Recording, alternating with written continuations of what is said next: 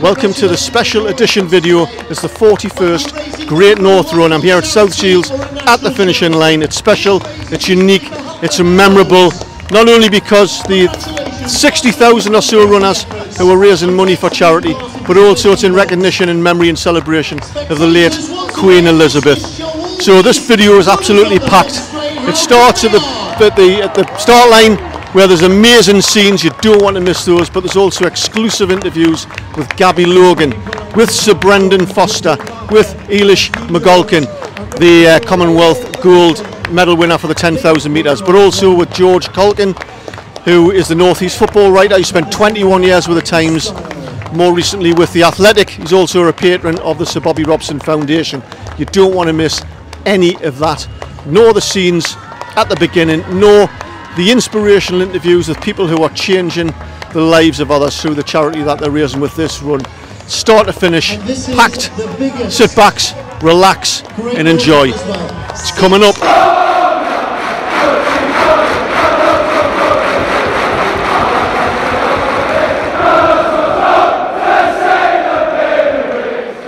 Welcome back to Tyneside Life. My name's Eddie and I'm here at the start of the Great North Run, that annual event, the half marathon, the biggest and probably the most popular in the world. This is the 41st Great North Run. Of course, they couldn't do it in 2020 because of COVID and lockdowns. The first one was in June 1981, and of course Sir Brendan Foster, he started the whole thing. And there was about 12,200 racers on that particular occasion, and it just went from strength to strength to now they have over 50,000 runners every year for this magnificent event, where runners are raising millions and millions of pounds for all sorts of different charities. And that training, the dedication and the courage to do that in all sorts of conditions and adversities is just amazing, and it's really inspiring to be here.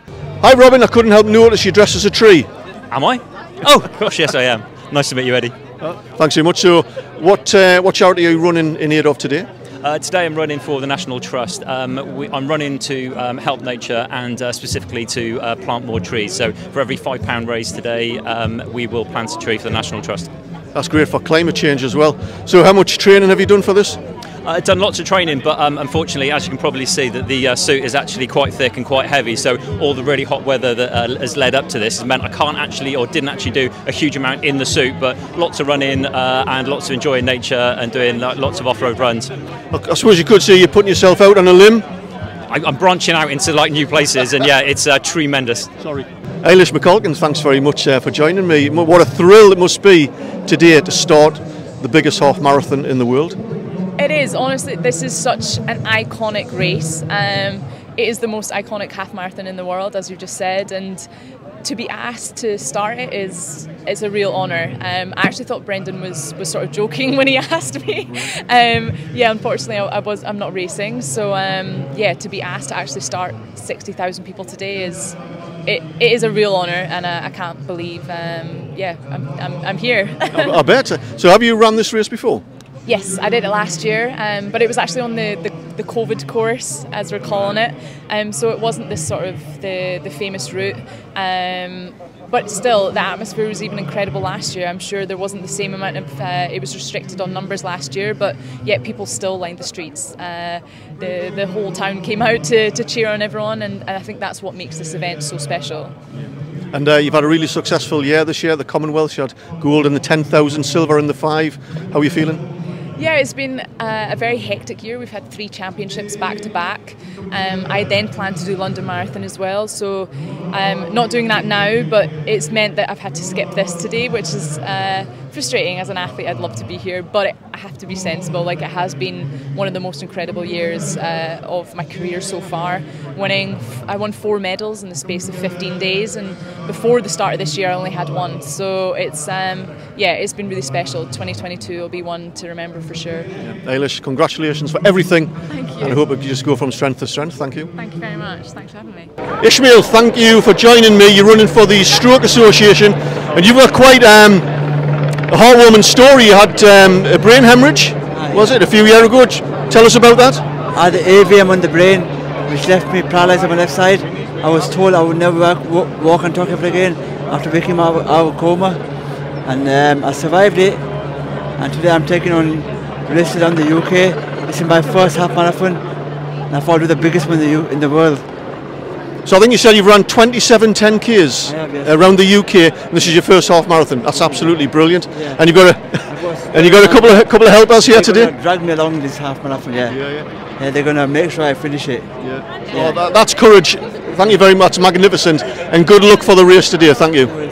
So I mentioned earlier, I did the Great North Run. I've done it once, about 12 years ago.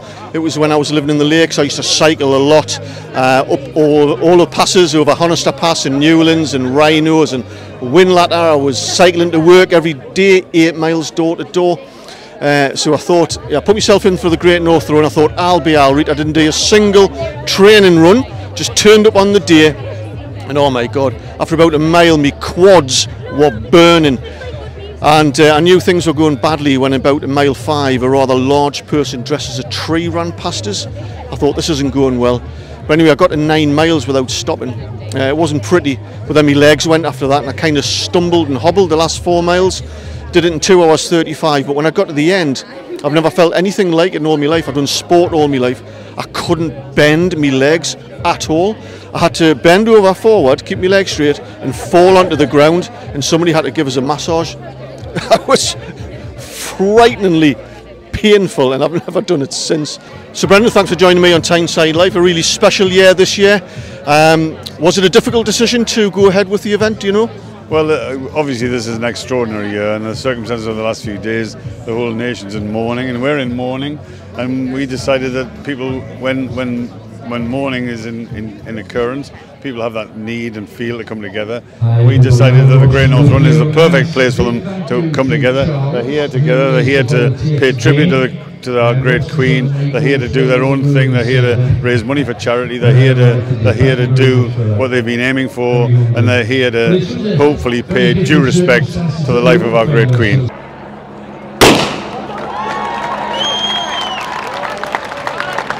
So that's the elite female runners just off. I got the shock of my life when the starter gun went off. I'm not sure if the camera jeweled it there. As you can probably see there, that's the main starting line just behind me. Tens of thousands of people are getting ready. They're full of anticipation and nerves and excitement.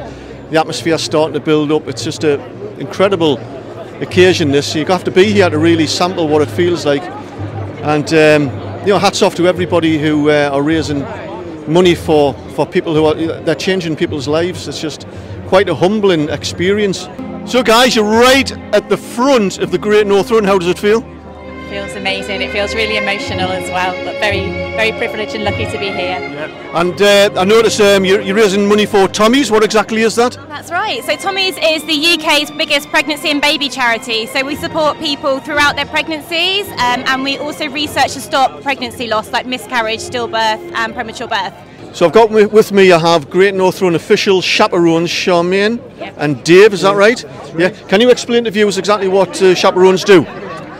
So we are paired up every year with different people, and we'll pace them for a specific time that they want. So we'll just monitor the time, give coaching cues, give encouragement, and pretty much get them round with whatever time they want to get round in.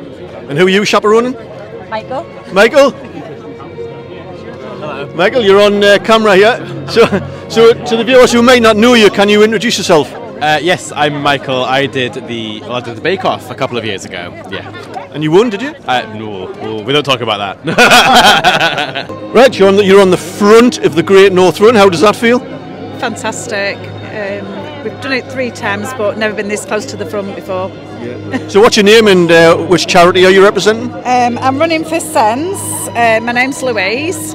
I live in Blackpool, and we've come all the way here to run the Great North Run, which is absolutely fantastic. The atmosphere is different this year, but in light of what's happened with the Queen, but it's still a fantastic place to be with everybody, and it's so lovely to be back running with people en masse.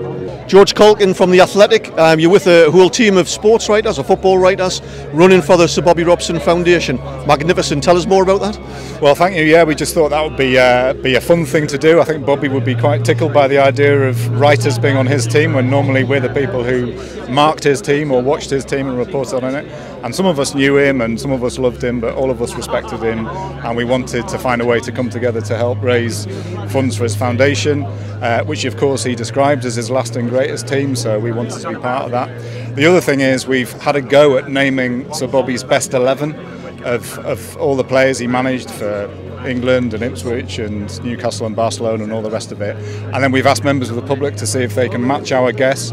It's £5 entry, and there's some amazing prizes like VIP treatment at next year's Great North Run, and so people can go to SirBobbyRobsonFoundation.org to find out more about that. So, but the important thing is that his foundation was his last and greatest team, and we're just very proud to be part of that. So if somebody wants to enter the competition, they contact the foundation website, yeah? Yeah, go onto the foundation website or go onto at SBR Foundation on Twitter, and you can find all the details about the competition. Can you give us some snippets of who you've put in the best team? Well, no, you can see my number. So you can see what my team think of me. I'm on the subs bench, but we've got some brilliant physical specimens. But I'm honestly so proud of them. Some people doing it for the first time, some people have done it loads, but we're all joining together, and yeah, really proud of them. Hi Claire, thanks for joining us. So who are you running for today? I'm running for Alzheimer Society. I'm running in memory of my granda who passed away 5 years ago from Alzheimer's. That's sad. My gran, she actually died with, she had Alzheimer's as well, so it's close to my heart as well. It's very close to my heart and my family's heart, and I know a lot of other people in my family who are starting to go through the journey, so it's really sad. So it's a massive part for me and my family. Oh, well done. Thanks very much. Thank you very much. Thank you. Gabby, thanks for talking to me. What a quite an unusual, special, but it's going to be an unforgettable occasion this year with the death of Queen. How do you think it's going to go today? Well, I think it always is a special occasion, and I'm, obviously very glad that people are able to run. 50,000 people raising £25 million. I think it's really important the charities benefit, and the Queen was a patron of so many of those charities as well. 14 represented today, so I think the atmosphere will reflect the kind of mood of the nation, and it's great obviously to get the run going back down to the coast as well for the first time in 3 years. A typical Geordie welcome as well. You're a Newcastle fan, is that right? That's right, yeah. It's been a strange start to the season. I think a couple of matches where I think we could have had about 3 or 4 more points, but long way to go yet. Yeah. I know you're busy. Thanks very much, Gabby. Thank you. Bye. So in just a few minutes' time, we're going to have a minute's silence and the national anthem being played. It's a completely different atmosphere to what it usually is. There's normally loud music and commentators warming up the crowd with stretching and a real buzz. But it's different this year. There's some classical music playing in the background. Very sombre and thoughtful atmosphere today. Completely different. You have to be here to really sample it. Tens of thousands of people all just quietly contemplating, thinking about the run ahead, thinking about the charities they're running for, but also thinking about the death of Queen Elizabeth II. It's, quite unusual, special, and an unforgettable experience.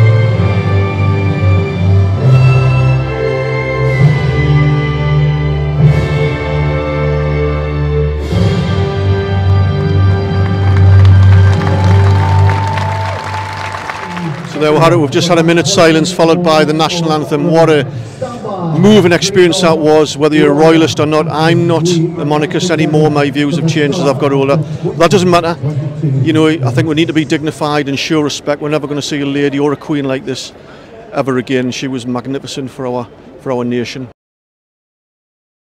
So I'm here at the finishing line at South Shields. There are absolutely thousands of people here. The atmosphere is in stark contrast to the beginning, where it was more reflective and in memory of Queen Elizabeth. This atmosphere here at the finishing line is one of jubilation and celebration. The cheering, everybody, all the runners that are coming in. It's unbelievable atmosphere. Well done to all those runners, especially those with disabilities, those who are partially sighted and wheelchairs. Everybody, every runner who's out here today is an inspiration, who are changing people's lives and raising money for all sorts of various charities. It's just a credit to our nation, I think, and a credit especially to the Geordie people here, the type of atmosphere and welcome that we can give to people from all over the country and all over the nations, but also the Commonwealth and the world as well. And we should be proud to be Geordies by putting together something like this that's famous all over the world, man. So I've got Gillian and Steph. Yeah. So why are you here today? Because our husbands are running. Right. Yeah, my husband for the first time started running at 60. Oh, wow, what an inspiration. Yeah, that's hopefully so. And how old is he now? 61. yeah. Well, no, at the start of that age. Will I edit that bit out? So are they running for charity? My husband usually runs for diabetes. Yeah. And my husband wants to donate to charity when he's finished, rather than running for, Paul, well done, finishing that race, 1 hour 52. Yeah, 152, I'm happy with that. Yeah, it's another one on my belt. Yeah, and you were a chaperone, but you didn't turn up. Yeah, I was here on chaperone duty, but the celebrity didn't turn up, so what can you do? Bit of a nightmare. Did you enjoy the run though? Yeah, it was good to get a run out, and looking forward to being fed and watered and wearing my medal with pride, another one. If people don't know, you run everywhere in all sorts of competitions and fun runs, and you dress up in fancy dress, most famously for the Bladen race just recently this year. You were dressed up as the Queen. I interviewed you. I know, yeah, I was Her Majesty's the Queen for Bladen race. It was part of the Platinum Jubilee celebrations, and then today we're all having a minute's silence for God love and... George, how are you feeling? Well, I can actually see how you're feeling. Yeah, very emotional. I spent the last mile crying. Did you really? Yeah. No, it's the day it all comes out for me, the emotion of the year, and I've been a bit sore for the last few weeks, so it's sort of but I sort of put pressure on myself to do this because it's the best day of the year, and I'm running for an amazing cause, and so I always have it in my head that I want to do him proud. But yeah, I'm sure I'm a figure of fun on the front there at Shields because I just spent the last mile wailing. But it's just such a brilliant day, and to be here, have all these crowds out supporting us, it's the best of the North East. It is absolutely the best of us, and I couldn't bear the thought of not being here for it. That's it for another video. I hope you enjoyed it. That's the end of the Great North Run. If you liked it, give us a thumbs up. Don't forget to subscribe to the channel so you can see more stuff like this, and leave your comments below. And special thanks to Philippa for arranging the media pass for me today. It was a fantastic experience. Thank you. And anyway, until next year, catch you later.